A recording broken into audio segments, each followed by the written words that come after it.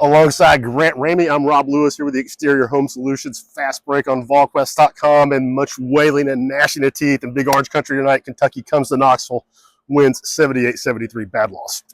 Bad loss, 11 for 45 from the three-point line. Seems hard to fathom. One for 11. One for 11 to close. In the final 4-10 after Chaz made a three to get back within three. I had no idea 71-68. how it was a three-point game at that point. I don't think Kentucky took more than one shot from the field over the final 5 minutes. They took exactly one in the final 5:28. Now, they made 8 free throws, but it wasn't like they ever ran an offensive set and got a good look and just nailed a big shot when it mattered. And they shot 45 threes, and Rick said after the game that he estimated 95% of them were wide open by design from Kentucky, who was daring you to make a shot, and every time you missed a shot, they just sagged a little bit deeper into the possession. And nobody made him pay. I mean, Igor, good night for Igor. Finally. Finally, and good for him. Yes. I mean, good for him. 19 points. He's 6 of 10 from the field. Bangs in I think he's 3 of 6 from three. I mean, Chaz wasn't hugely efficient, but 15 points, 4 of 15 shooting. I mean, he gave you something, but man, Kentucky just dared them all out line. Tennessee just could never. I mean, you were going to have to hit a bunch. I mean, hit 2 or 3 extra, and it's a different game. And Kentucky started really fast. Very hot. 12-4, I think, by the first media timeout. And Rick said he was disappointed in the defensive mindset, and especially disappointed coming after what they did at Auburn, that showing 40 minutes down there and how good they looked on that end of the floor, and how tough they were for that 40 minutes to come out that slow was something kind of crazy to see. But, man, this team has got to see a shot go down sooner rather than later to get back to doing so. I didn't expect it to follow them home. They've struggled on the road, I get that, but Chaz has shot it really, really well at home and made shots in succession pretty quickly.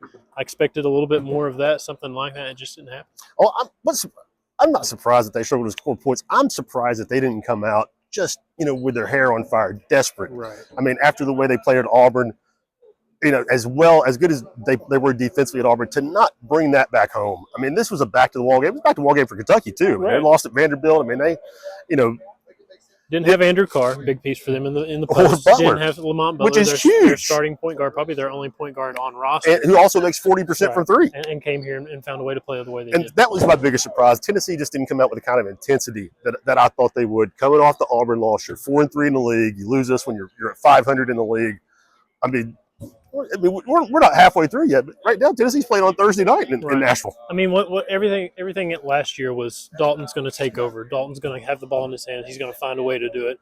And now they miss that kind of takeover person. Like when they need a bucket, obviously you're missing Dalton because he's a first-round NBA talent and all that stuff. But when they need somebody to take over, who's looking for that in the final couple minutes? It was passing it around like nobody wanted to shoot it. And somebody let it fly. I mean, I don't think Chaz is scared of it. I don't see the space. I mean, I don't see him creating the space that Dalton did. He's not able to shoot over people like Dalton did. He's not able to go into the line. I mean, and this is not. I'm not being critical of Chaz. I mean, they're just different people. I'm just saying, everything could break down and Dalton could just go get you a bucket. I mean, Chaz needs some things to be created and engineered for him. He's just not creating that on his own. And man, like Rod Clark looked like like Nostradamus yesterday. Remember he told us we got 3 guys. If Jordan Yaney.